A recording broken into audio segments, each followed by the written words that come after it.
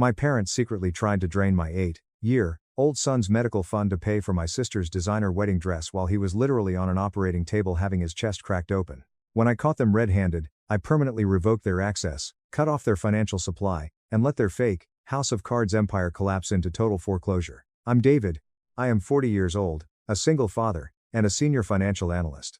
Before I tell you about the explosive, life-altering phone call I received from my bank manager that completely shattered my reality, let me know where you're watching from in the comments below. It is always incredible to see how far these stories can reach and how many people have survived similar toxic family dynamics. The phone rang at precisely 9:02 a.m. The sharp, digital trill sliced through the quiet, intense focus of my home office. I recognized the caller ID immediately. It was the main branch of Oak Creek Credit Union, the exact place where I had proudly opened my very first savings account with a crumpled $20 bill from my lawn mowing money when I was just 12 years old.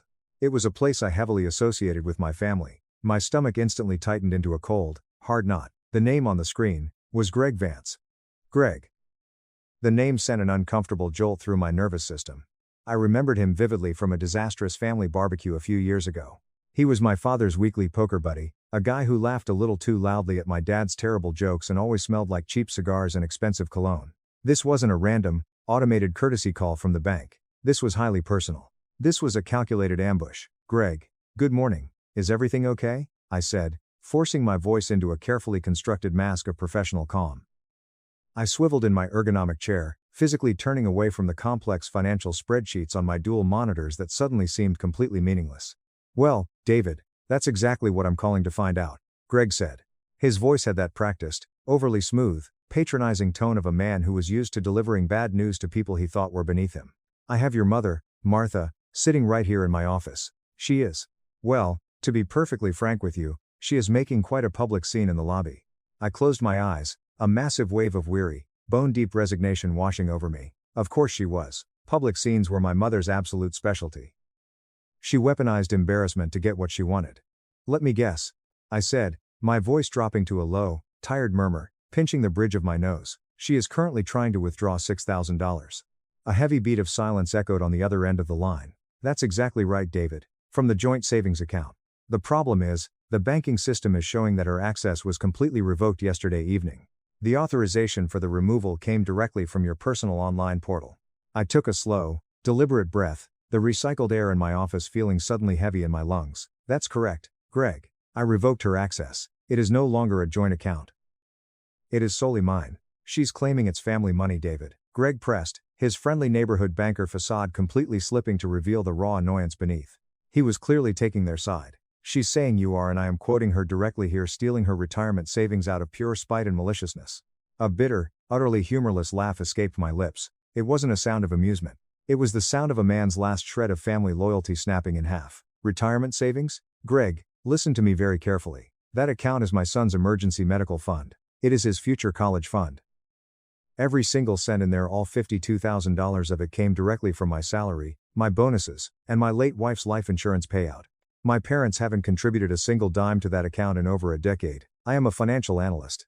I have the paper trail and the statements to prove every single deposit.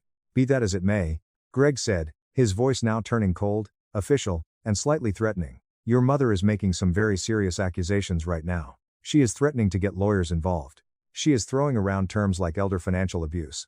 Then let her, I said, a strange, liberating, icy calm suddenly settling over my entire body. Tell her to hire the best, most expensive lawyer she can possibly find, and you can tell her directly from me that that fund is for my son. The exact same son whose heart was literally stopped and restarted by machines on a surgical table 3 days ago while she was busy tasting red velvet wedding cakes. Now, if you'll excuse me, Greg, I have actual work to do. I hung up the phone before he could utter another syllable. My hand was shaking violently, not from fear, not from anxiety, but from a pure, distilled, volcanic rage that I had kept tightly bottled up for my entire 40 years of existence. The war had officially begun. Let's rewind exactly 6 weeks. I was sitting on the very edge of that horrible, stiff floral-patterned sofa in my parents' immaculate living room. It was the kind of furniture that is purchased purely for show, covered in invisible plastic, where comfort is a secondary thought to aesthetics. The air was thick with the suffocating scent of my mother's cloying lavender potpourri and the unspoken, unbreakable family rule: absolutely everything revolves around Emma.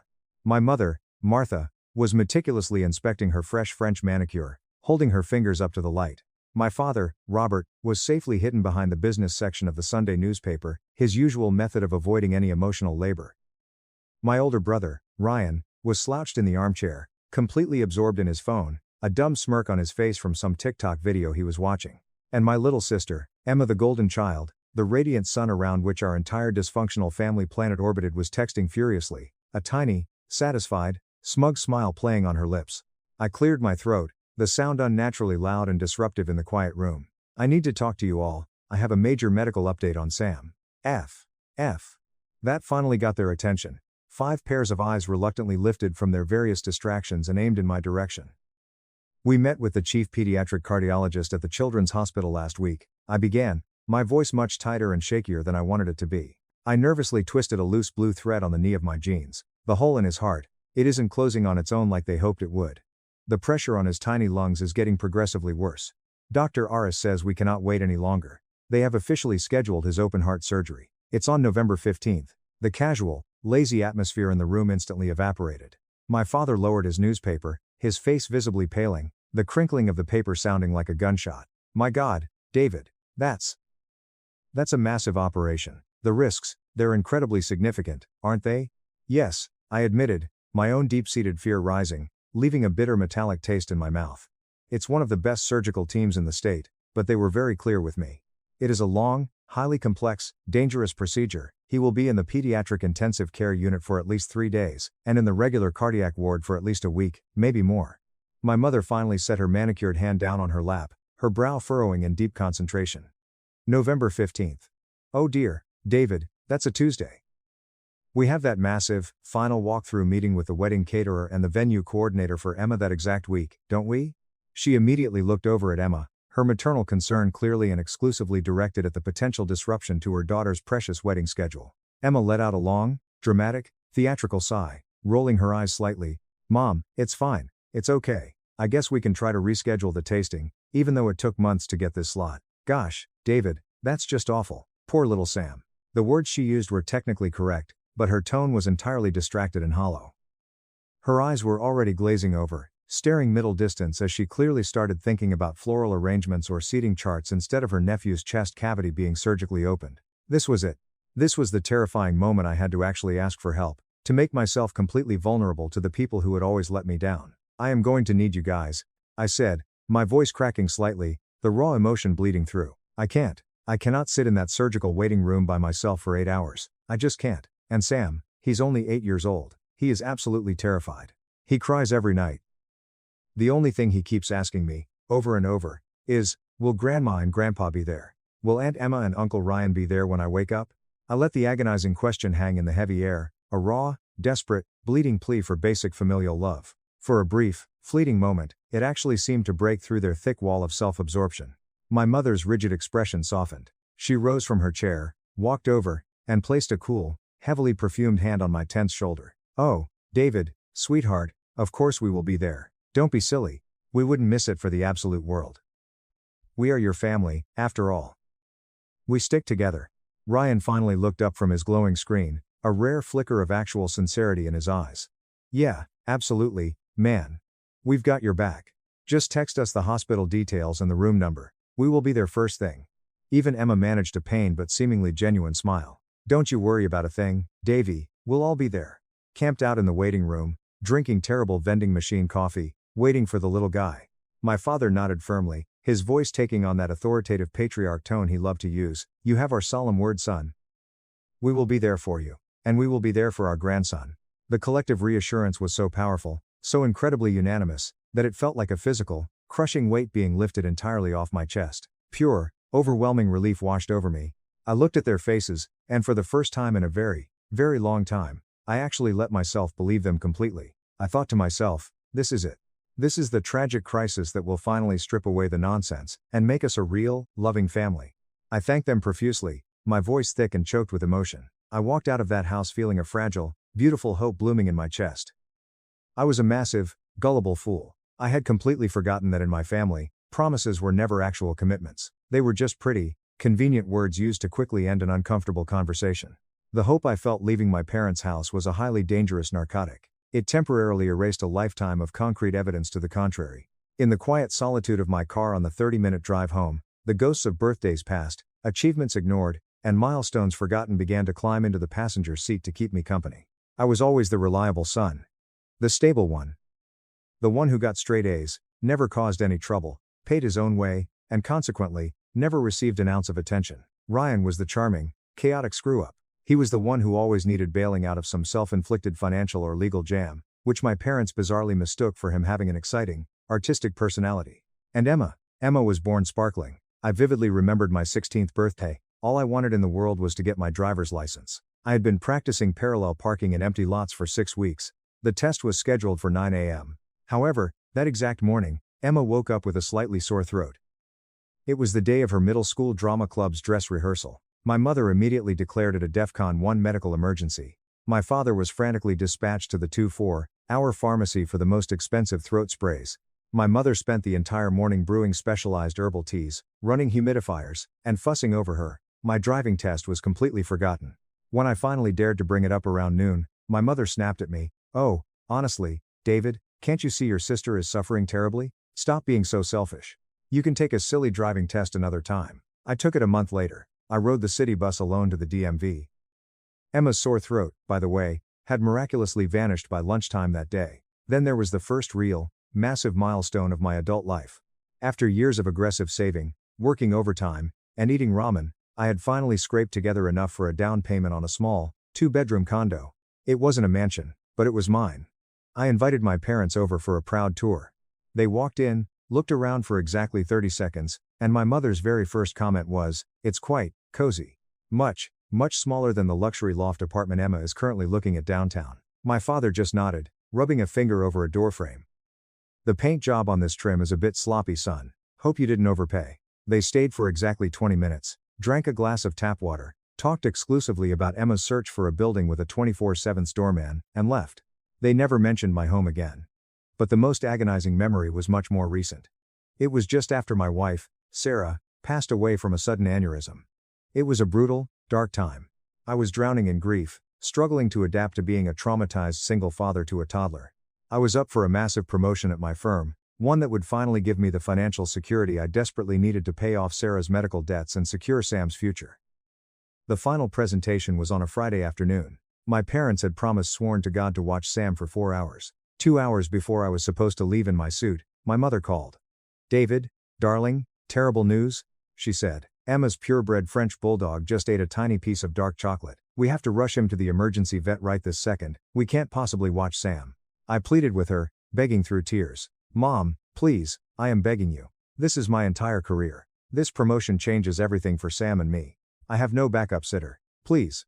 Family comes first, David," she had said, her voice dripping with absolute sanctimony. "And right now, your sister is having a panic attack, and she needs us." I had to desperately call my boss, make a humiliating excuse, and pull out of the presentation entirely. I didn't get the promotion. The very next day, I saw a picture Emma had posted on Instagram. It was her and her dog sitting on a sunny patio at a brunch spot. Both looked perfectly healthy. The caption read, "A little scare yesterday, but Puddles is fine. Nothing a little vet-prescribed TLC and bottomless mimosas can't fix. Number dog mom." It was a deep, unchanging, soul-crushing pattern. My fundamental needs were trivial. My massive successes were minor inconveniences. My existential crises were annoyances. Everything, always, without exception, was secondary to Emma. And yet, like an idiot, I had let myself believe this time would be different because this wasn't about me. It was about my son, an innocent, terrified 8-year-old boy facing mortality. I naively thought that a child's pain would be the one thing powerful enough to break their toxic cycle. I could not have been more wrong. Update 1. The night before the surgery felt like an endless, suffocating waking nightmare. The pediatric cardiac ward was a symphony of quiet, deeply unnerving sounds. The rhythmic, synthetic beep of the heart monitors, the gentle, mechanical hiss of the oxygen lines. The distant, ghostly echo of a PA system calling doctors to emergencies. Sam was a tiny, fragile shape in the middle of a massive, sterile, unforgiving hospital bed. He had been an absolute champion all day, enduring relentless blood draws, terrifying machines, and prodding doctors with a stoicism that completely shattered my heart. But as the harsh fluorescent lights of the hallway cast long, grim shadows into our dark room, his 8-year-old courage finally began to crumble. He lay there, staring up at the acoustic tile ceiling, clutching his worn, faded stuffed dinosaur, Rex, so tightly his little knuckles were stark white. "Daddy?" he whispered into the dark, his voice so small and frail it was almost swallowed entirely by the hum of the medical machinery. I was sitting in the horribly uncomfortable, vinyl visitor's chair, pretending to read a sports magazine. I instantly tossed it aside, dragged the heavy chair right up to the metal railing of his bed, and took his small, cold hand in both of mine. "I'm right here, buddy. I'm not going anywhere. I'm right here." His big, brown eyes, swimming with unspilled tears and raw terror, fixed onto mine. Are they really coming? Are Grandma and Grandpa, and Aunt Emma, and Uncle Ryan really going to be here when I wake up? "You pinky promised, Dad." I forced a reassuring smile that felt so brittle I thought it might physically crack my face in half. "I did, and they promised me. They will be right outside in the waiting room the entire time you are sleeping. When you open your eyes, the very first person you will see is me, and then I'll go get them, and they will all come rushing in to see their superhero." He seemed to draw a tiny fraction of comfort from that. His death grip on my hand relaxed slightly, but the fear was a living, breathing entity in that room, a cold, oppressive presence pressing down on both of us. He was quiet for a long time. I thought the exhaustion had finally pulled him into sleep. Then, his voice, a trembling, broken whisper, cut through the dark like a jagged knife. "Daddy, what if I don't wake up?" The question wasn't just a question, it was a spear. It bypassed all my carefully constructed walls of parental calm and pierced the utterly terrified, grieving father cowering inside me. Every single worst-case scenario the surgeon had been legally obligated to list on the consent forms, every dark, horrifying possibility I had shoved into a locked, mental vault, came roaring out. I couldn't breathe. My own heart felt like it was seizing in my chest, but he couldn't see that. He couldn't feel my absolute terror. He needed his dad. I leaned forward, resting my forehead gently against his, and poured every single ounce of love, every shred of protective strength I had left in my soul, into my voice. "Hey, you look at me," I whispered fiercely, locking eyes with him. "You are the bravest, strongest, most amazing kid I have ever known in my entire life. The doctors are going to fix your heart, and you are going to wake up. You are going to wake up. You are going to complain about how gross the hospital jello is, and I am going to be right here holding your hand. I promise you." I made a sacred vow to my son in that dark, cold room. And I was risking the integrity of that vow on the empty words of people who treated promises like disposable napkins. He finally drifted into a restless, twitchy sleep an hour later. I didn't move an inch. I sat there, my head resting awkwardly on the metal edge of his bed, his small hand still enveloped in mine, and watched the rhythmic green line on the monitor. Each spike was a prayer. I made a second promise that night, a silent, violent one to the universe. I would protect this boy, I would be his absolute shield against all the pain in the world. I just never, ever imagined the deepest, most treacherous wounds would come from the very people I was supposed to call family. 5:30 a.m. The hospital at this hour is a ghost town. A liminal space of hushed movements and the sharp, sterile scent of antiseptic and fear. Sam was awake, his small body rigid under the thin, scratchy hospital blanket. Every single squeak of a nurse's cart in the hallway, every footstep that passed our closed door, his head would snap up from the pillow, his eyes wide and desperately searching. "Is that them, Daddy? Are they here?" "Not yet, champ. It's still super early. The sun isn't even up."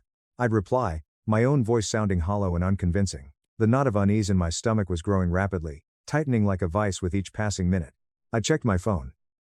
The group text I had sent the night before at 8 p.m. "We are settled at the hospital. Room 412. Surgery prep starts at 6 a.m. See you all in the morning. Love you guys." Had received absolutely nothing except a single, lazy thumbs up emoji from my brother Ryan at 11:30 p.m. Nothing from my parents. Nothing from Emma. They're just not morning texters, I lied to myself, pacing the small room. They are probably driving right now. Traffic might be bad. It was a flimsy, pathetic shield against a creeping, icy dread. At 6:02 a.m., a kind-faced surgical prep nurse named Brenda entered with a massive metal transport gurney. Her smile was incredibly warm, but her eyes meant serious business. "All right, Sam, it's time to go," she said softly. "Time to get that superhero heart fixed up." Sam's face completely crumpled. A raw, guttural, terrified sob escaped his lips, and he threw his arms around my neck, clinging to me with a desperate, surprising strength. "No, I don't want to. They're not here yet. You promised me, Daddy, you promised." The accusation in his panicked voice was a physical blow to my gut. "I know, buddy, I know," I choked out, fighting back my own tears, my vision blurring. I had to gently, forcefully pry his arms from my neck, my heart breaking into a million pieces with every inch. They must be stuck in that awful highway traffic. You know how slow your grandma drives. They will be here any minute. I promise you, they are coming." It was a desperate, pathetic, necessary lie. And looking into his eyes, I think we both knew it. I helped Brenda move him to the cold gurney. As they started to wheel him away, his eyes wide with a horrifying, unforgettable mix of pure fear and deep betrayal never left my face. I walked alongside the rolling bed down the long, unnaturally bright, endless corridor, past closed doors and quiet nursing stations, all the way to the imposing, heavy double doors of the surgical wing where I was no longer allowed to follow. I leaned down, kissed his trembling, sweaty forehead one last time. I love you. You are my hero. I will see you in a few hours. I love you so much. Then the heavy doors swung shut with a terrifying click, and he was gone. The walk back to the surgical waiting room was the longest, loneliest walk of my entire life. It was a large, impersonal, depressing room furnished with uncomfortable vinyl chairs and a low table littered with outdated magazines.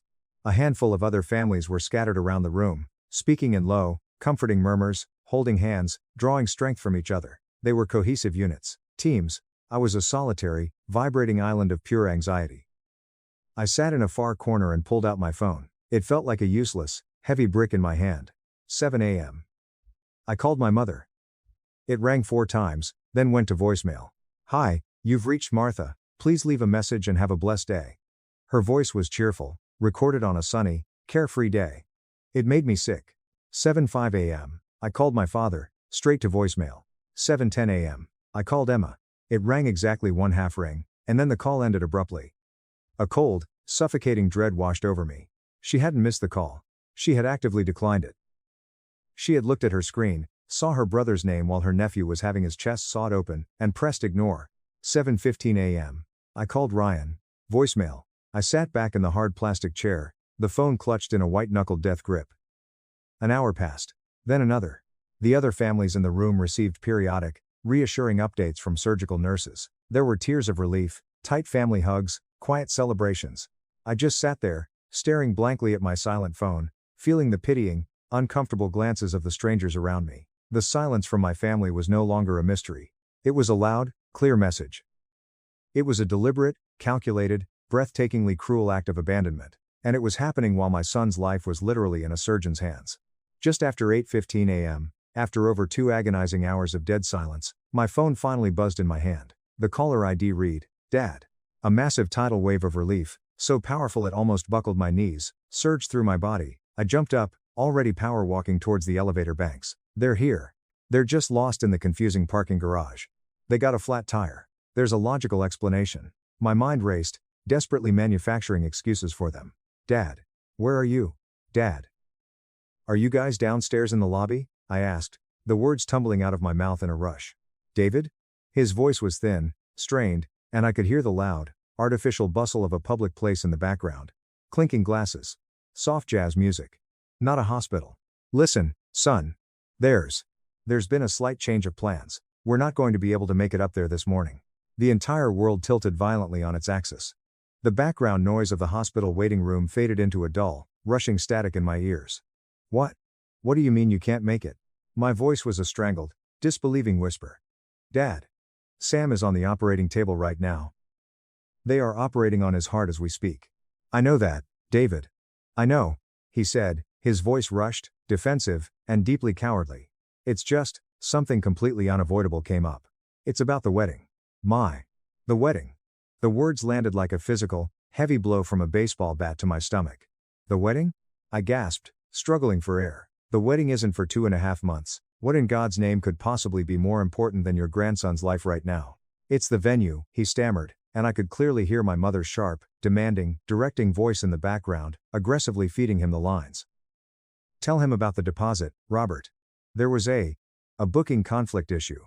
They might have double booked the main ballroom, for Emma's weekend. We had to come down here to the country club immediately to sort it out in person. Your mother is completely beside herself. Emma is just devastated. She's in tears. David. Emma. I leaned my burning forehead against the cold glass of the hospital window, the glass doing absolutely nothing to cool the raging inferno building inside my chest. They weren't saving a life. They weren't dealing with a car crash or a medical emergency.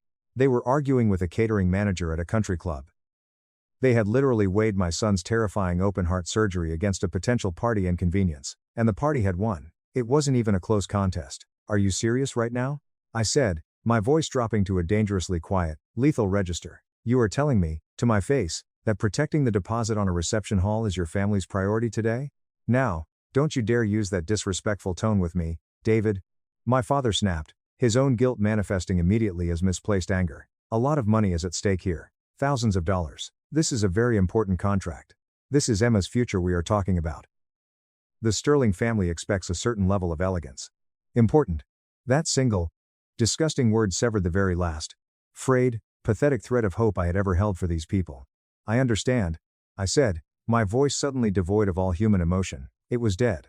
He seized on it eagerly, clearly relieved he wasn't going to get yelled at.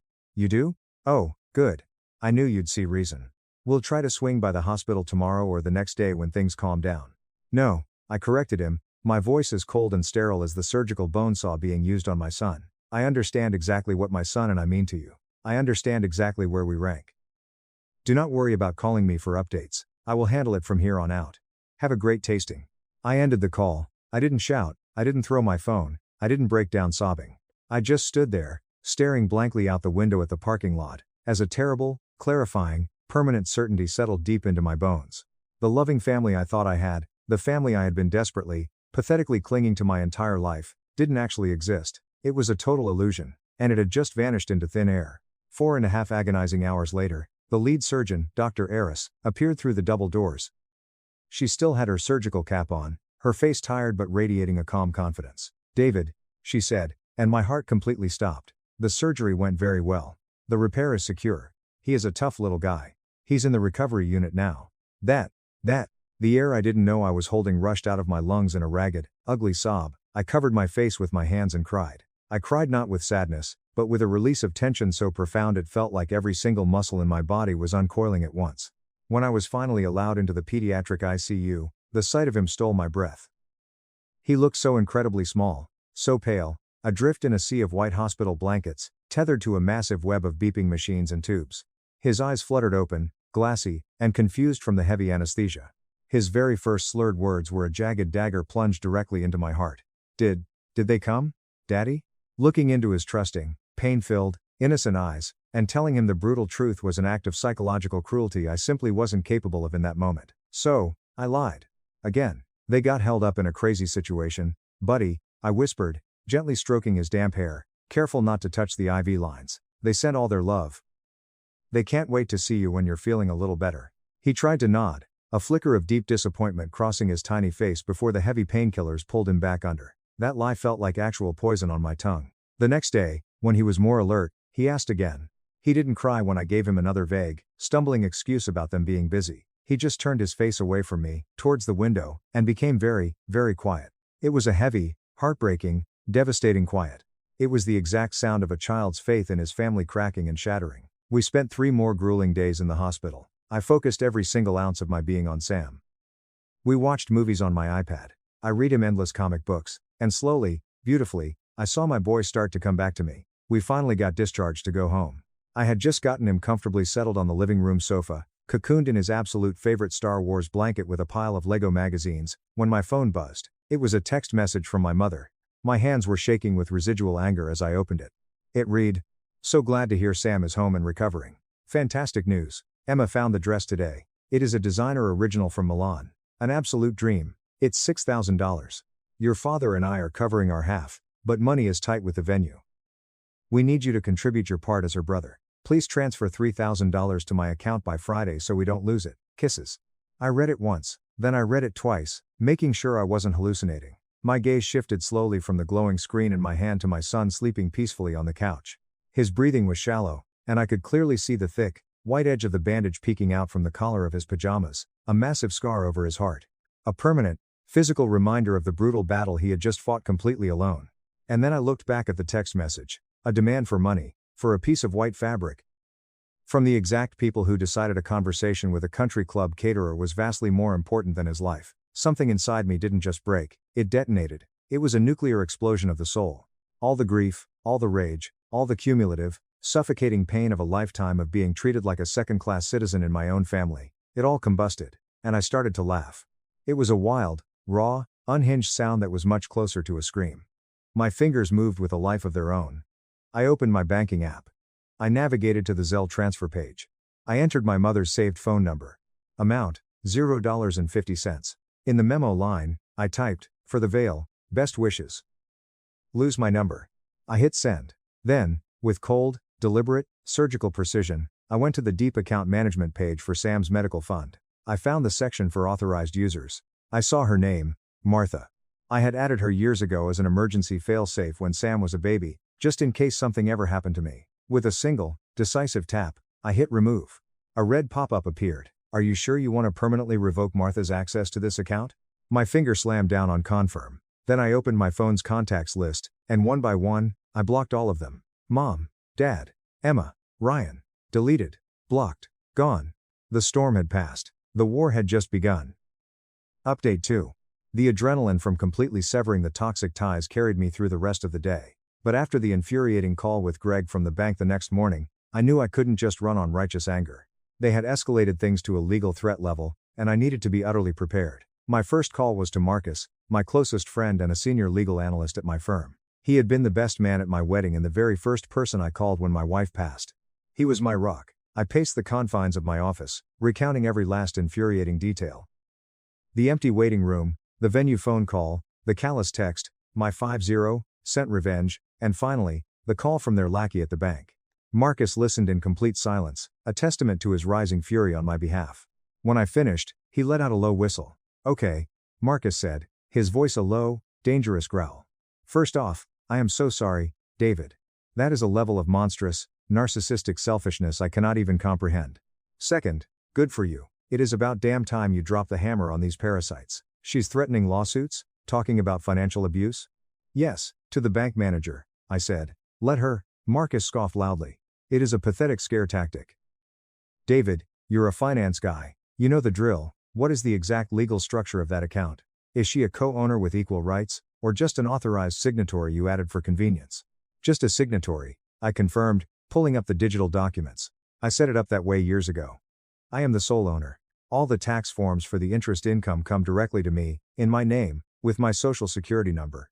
The money originates exclusively from my direct deposits.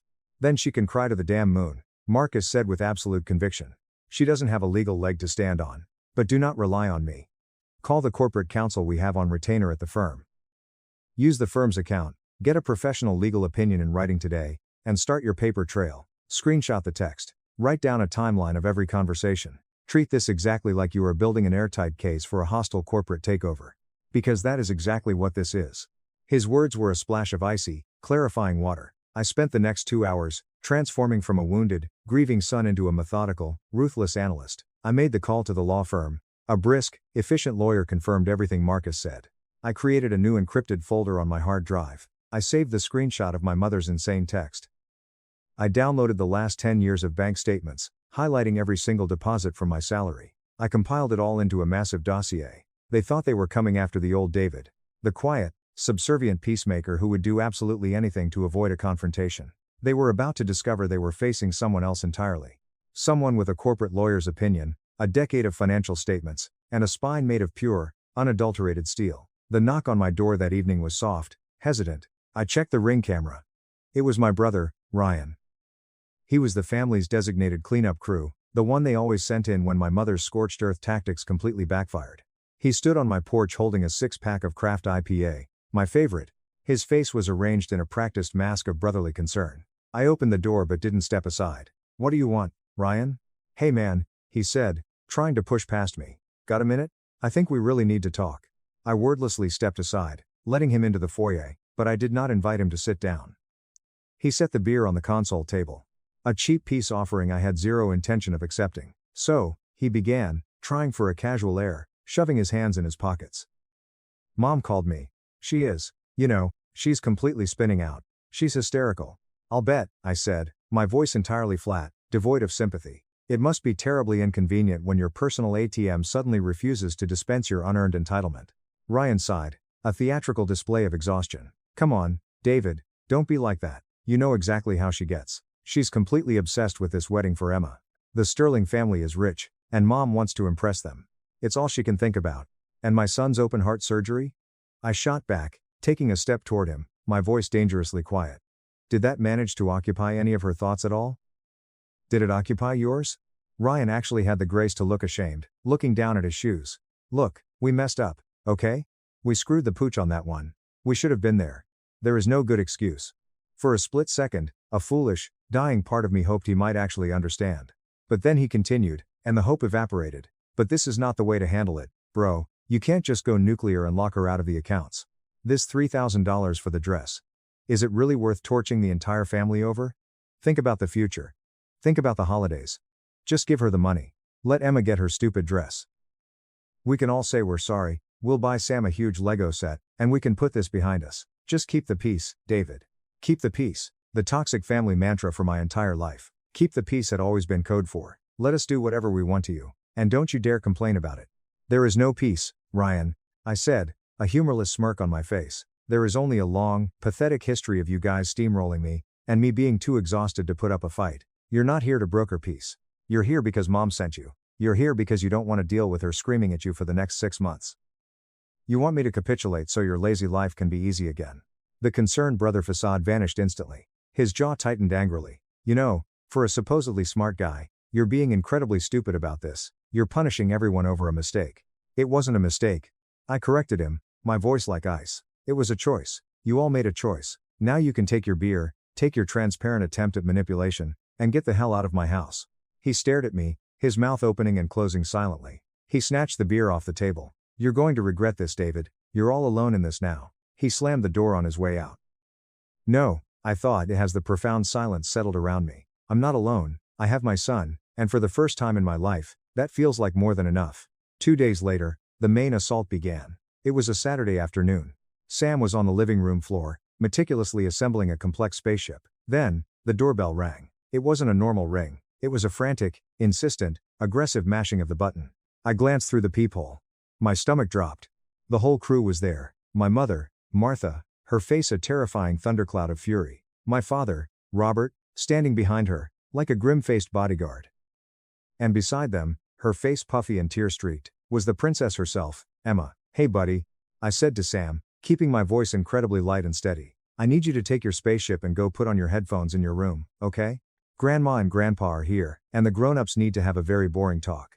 He saw the serious look in my eyes and knew instantly. Without a word, he gathered his toys and scurried down the hallway, closing his door. I took a deep, fortifying breath, turned the deadbolt, and opened the door. My mother stormed past me like a hurricane, not waiting for an invitation. David, what on earth do you think you are doing? You block our phone numbers? You humiliate me at the bank? You steal our money? Have you completely lost your mind? Emma swept in right after her, already mid-tantrum. You are ruining my wedding. My one perfect day. Grayson's mother keeps asking about the dress, and I have to tell her my own brother is holding it hostage. My father was the last to enter, shutting the door heavily. Okay, let's get a few things straight, I said, turning to face them in my own living room. My voice was eerily calm, but it possessed a hard, razor-sharp edge they had never heard before. 1. Lower your voices in my house. 2. I didn't steal anything. I secured my son's assets from a group of people who suddenly decided his college fund was their personal slush fund. That money is his, not yours. It is family money. Martha shrieked, her voice climbing to an unbearable pitch. A family is supposed to help each other. Your sister is in a crisis. She needs this dress. The deposit is non-refundable. This is what a good brother is supposed to do. I let out a sharp, incredulous laugh that echoed off the walls. Let me tell you exactly what help looks like, Mom. Help is sitting in a cold, sterile waiting room for 5 hours, praying that your 8-year-old grandson doesn't die on an operating table. Help is showing up. Help is answering the damn phone. You don't know the first thing about help. You only know how to demand and how to take. That is a vicious, hateful thing to say. My mother spat, her face red. Is it the truth, though? I countered, taking a massive step forward, invading her space. I looked directly at Emma, whose performative tears suddenly dried up under my intense glare. You're not devastated about your wedding, Emma, you're mildly inconvenienced. Your nephew, the little boy you claim to love, was having his chest cracked open, and you were worried about a booking conflict. You actively declined my call from the hospital. Did you think I wouldn't notice? Emma flushed deep crimson, stammering. It was a bad time. We were in a meeting and you. I turned my absolute fury onto my father, who was actively avoiding my eyes, staring at the floorboards. And you couldn't even come up with your own lie on the phone. I could hear her in the background feeding you the lines like a puppet. Have you ever had a single, independent thought that she didn't approve of first? He flinched violently, as if I'd physically struck him. You have no idea what we've been going through. Emma finally managed to scream, her voice trembling with intense self-pity. Then for God's sake, enlighten me, I boomed, my control finally, spectacularly snapping. The sheer volume of my voice made all three of them jump back. What crisis, what earth-shattering catastrophe could possibly justify abandoning a child in his moment of absolute terror? My father looked like he desperately wanted the floor to open up and swallow him whole. But it was my mother, pushed into a corner, completely furious at losing control of the narrative, who finally gave me the answer. And in doing so, she detonated a massive bomb in the dead center of my living room. "You think this is about a dress?" My mother screamed, her voice raw, ugly, and filled with a desperation that was terrifying in its intensity. "You think we are this upset over a piece of fabric? You selfish, ignorant little boy, you have no idea what is actually at stake here." I stood my ground, my arms crossed tightly over my chest, a cold calm descending over my rage. "Then, tell me, Mom. I'm listening. What is at stake?" "Everything," she shrieked, her hands waving frantically in the air. "Everything is at stake. We need that money. We need it right now." "You don't need a $6,000 dress," I said, my voice dropping to a low, dangerous whisper. "You want it." And that was the pin that pulled the grenade. Her carefully constructed facade of maternal concern and righteous indignation completely shattered. The raw, ugly, terrifying truth came pouring out like toxic sludge. "It's not for the dress, you idiot," she screamed, the words so incredibly loud they seemed to shake the framed photos on the walls. The silence that followed was absolute, deafening. "The dress is just an excuse," she panted, her chest heaving. "Your father's construction business is going under. It has been failing for over a year. We are 4 months behind on the mortgage. We are going to lose the house, the cars, the country club membership, everything. This wedding, Grayson's family, the Sterlings have money, real, generational money. It is our only way out. We need to look successful. We need this wedding to be absolutely perfect.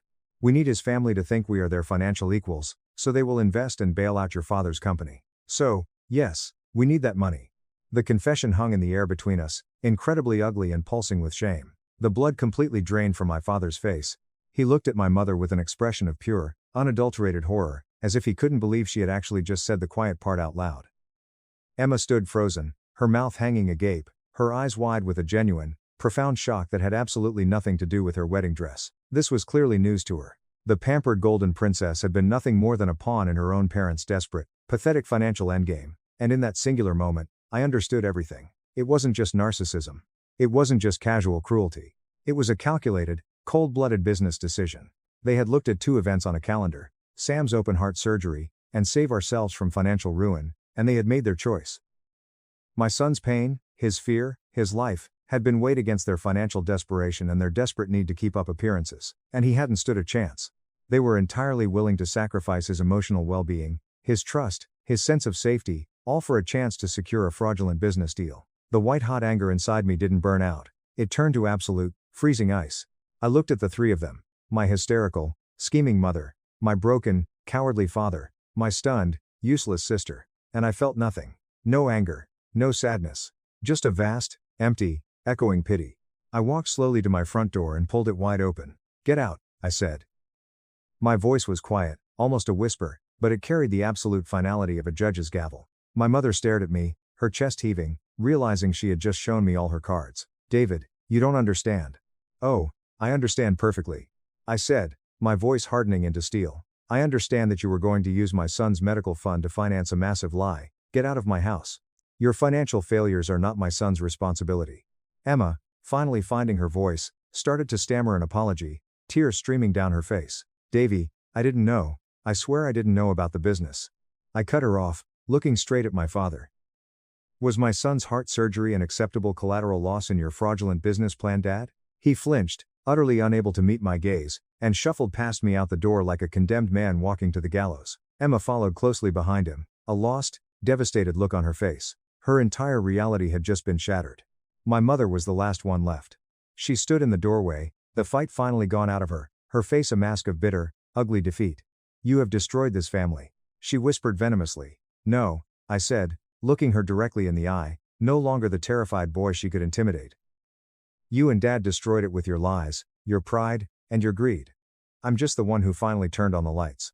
I slammed the door in her face, shot the deadbolt home, and leaned against the solid wood. The blessed, profound, beautiful silence of my own home washed over me like a baptism. This was the exact moment that changed everything. The moment I finally took back total control of my life. The days after the explosion were defined by a series of desperate aftershocks. The first wave came from the outer rings of the family. Relatives dispatched by my mother to guilt-trip me back into line. I shut them all down immediately, informing them of the truth about the bankruptcy, which quickly silenced them. The second wave was a direct, insane assault.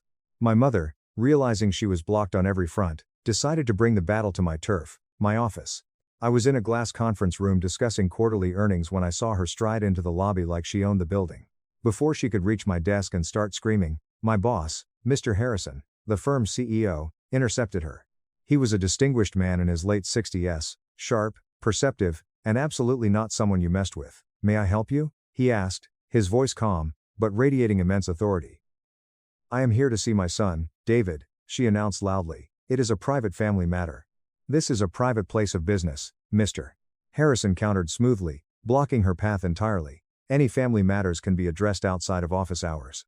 I am going to have to ask you to leave immediately, or I will have building security escort you out in handcuffs." My mother was completely stunned. She was so used to bulldozing people that being calmly and firmly shut down by a powerful stranger left her paralyzed. She shot me a look of pure venom through the glass, turned on her heel, and stormed out.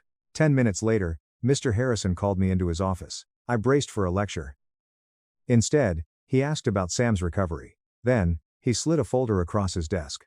"We are restructuring the wealth management division," he said. "The board has approved my recommendation for you to head it. It's a significant promotion with a massive salary increase. You've handled unimaginable personal stress without dropping a single ball. You've earned it." In the total wreckage of my biological family, a stranger was showing me the immense respect and validation I had spent my entire life craving. A few weeks later, my father came to my house alone. He stood on the sidewalk for 5 minutes before ringing the bell. He looked like he had aged 15 years.